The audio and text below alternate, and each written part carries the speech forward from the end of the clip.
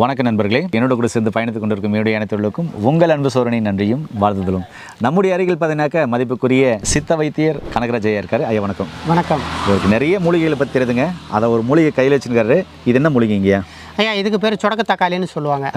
அதாவது பார்த்தீங்கன்னா இதை நசுக்கும் போது பார்த்தீங்க அப்படின்னா ஒரு சத்தம் வரும், டப்புன்னு சத்தம் வரும். இது சரியான முத்துல, அதனால் இது சத்தம் வரலாம்.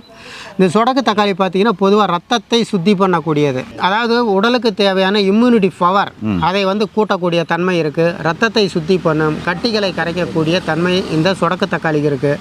எளிதாக இது ரோட்டோரத்தில் விளையக்கூடியது தான், எல்லாருக்கும் கிடைக்கக்கூடியது. இதை பற்றி நீங்களும் ஒரு 4 வார்த்தை சொல்லுங்கள். கண்டிப்பாக நேரில் பார்த்தீங்கன்னா இந்த சொடக்கு தக்காளி ஜூம் பண்ணி காமிக்கிறேன். இதனுடைய மருத்துவ பயணிகள் என்னன்னு சொல்கிறேன், வாங்க பார்க்கலாம். இது முழுக்க பார்த்திங்கன்னா உடலில் இருக்கிற தேவையில்லாத கொழுப்பு கட்டிகள், கட்டி சார்ந்த பிரச்சனைகளை சரி பண்ணும். கொழுப்பு கட்டி நிறைய இருக்குன்ற உடலை அவங்களாம் தொடர்ந்து சாப்பிட்டு வரும்போது கொழுப்பு கட்டிகளே சுத்தமாக இல்லாமல் போயிடுங்க. அதே மாதிரி நுரையீரல் சார்ந்த நோய்களை முற்றிலுமாய் குணப்படுத்தக்கூடிய ஒரு அற்புதமான மூலிகை இந்த சொடக்கு தக்காளி. சிறுநீரக சம்பந்தமான பிரச்சனைகளை சரி பண்ணக்கூடிய ஒரு அற்புதமான மூலிகை இந்த சொடக்கு தக்காளி. அதே மாதிரி உடம்புக்கு தேவையான இம்யூனிட்டி பவரை அதிகப்படுத்தி கொடுக்கறதுல, நோய் எதிர்ப்பு சக்தி அதிகப்படுத்தி கொடுக்கறதுல ஒரு முக்கியமான இடம் வகிக்குது. இம்யூனிட்டி பவர் பூஸ்டர்னு சொல்லலாம். அதே மாதிரி அனைத்து வகையான மூட்டு வலிகளையும் முதுகு வலிகளையும் சரி பண்ணக்கூடியது. இது காலை மாலை 2 வேளையும் பார்த்திங்கனாக்க கஷாயம் போல் சாப்பிட்டு வந்தாக்க சக்கரை நோயாளிகள், பிபி நோயாளிகளுக்கு இது ஒரு மருந்துனே சொல்லாங்க.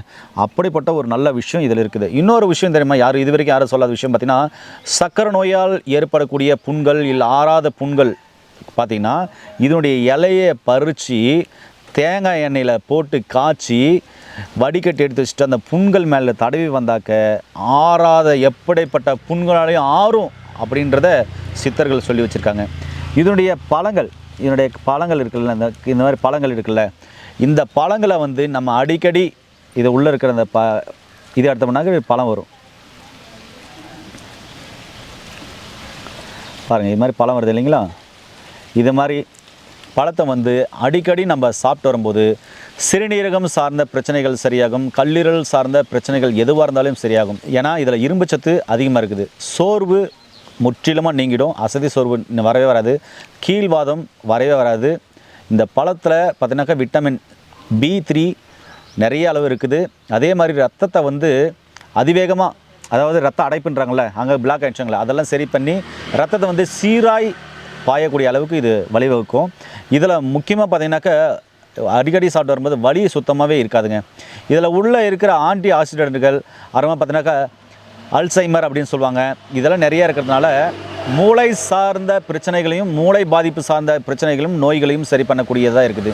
இந்த பழத்தை தொடர்ந்து சாப்பிட்டு வரும்போது நினைவாற்றல் அதிகரித்து மூளை திறன் அதிகமாக செயல்பட ஆரம்பித்து ரொம்ப பிரில்லியண்ட்டாக இருப்பாங்க அப்படின்றத இந்த இடத்துல ரொம்ப ஆணித்தனமாக நான் சொல்ல ஆசைப்பட்றேன். சொடக்கு தக்காளியுடைய மருத்துவ பயன்கள் என்ன அப்படின்றத அருமையாக உங்களுக்கு சொல்லியிருப்பேன். இது 4448 வியாதிகளும் சரி பண்ணக்கூடிய ஒரு அற்புதமான மருந்துன்னு நம்பி தாங்க ஆகணும். அடித்தளமாக யார் வேணாலும் சாப்பிட்லாம், எப்படி வேணாலும் சாப்பிட்லாம், சரிங்களா? சின்ன குழந்தைங்க பெரியவங்க யார் வேணாலும் சாப்பிட்லாம். சூரணமாக சாப்பிட்லாம், சுண்ணமாக சாப்பிட்லாம், லேகியமாக சாப்பிட்லாம், சரிங்களா? உங்களுக்கு நாட்டு மருந்துகளில் பார்த்தீங்கன்னாக்கா இது மாதிரி லேகிங்காக கிடைக்கும். இதனுடைய லேகியம் நீங்கள் மருத்துவ ஆலோசனைப்படி வாங்கிக்கலாம். சித்த மருத்துவ ஆலோசனைப்படி கேட்டு வாங்கி சாப்பிட்டீங்கன்னாக்கா உடம்புல இம்யூனிட்டி பவர் வரும், அனிமிக்காக இருக்க மாட்டீங்க, நோய் சக்தி அதிகமாகும், பூஸ்டப் நல்லா கிடைக்கும், நல்லா தெம்பாக இருப்பீங்க, நோயே வராது.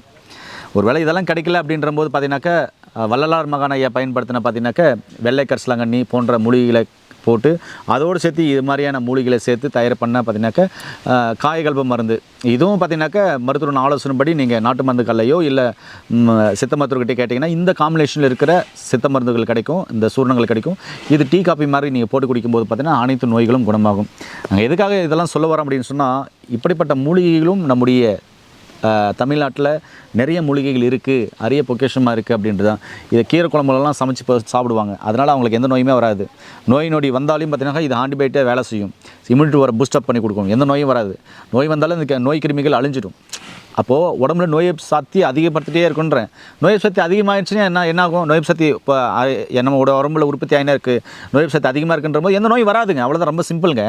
அப்போ நோயே வராமல் இருக்குன்னாக்க இது மாதிரி இயற்கையான உணவுகள், கீரை, காய்கறிகள் சாப்பிடுங்கன்னு சொல்ல வரேன். சொல்கிறது புரிஞ்சிங்களா? அப்போ சொடக்கு தக்காளி பற்றி இவ்வளோ விஷயங்கள் நம்ம பார்த்துருக்கோம். இதை எல்லா வீட்டிலும் கண்டிப்பாக பயன்படுத்துங்க. நோய் நொடி இல்லாமல் ஆரோக்கியமாக இருங்க, சரிங்களா? இப்படிப்பட்ட ஒரு தகவலை கொடுத்த ஐயாவுக்கு மிக்க நன்றி. மீண்டும் இன்னொரு அருமையான பதிவில் உங்கள் நிறைய சந்திக்கும் வரை உங்களிடத்திலிருந்து விடைபெறுவது உங்கள் குடும்பத்தில் ஒருவனாக உங்கள் அன்பு சோனாரிதாஸ். நன்றி, வணக்கம். வணக்கம் ஐயா. வணக்கம்.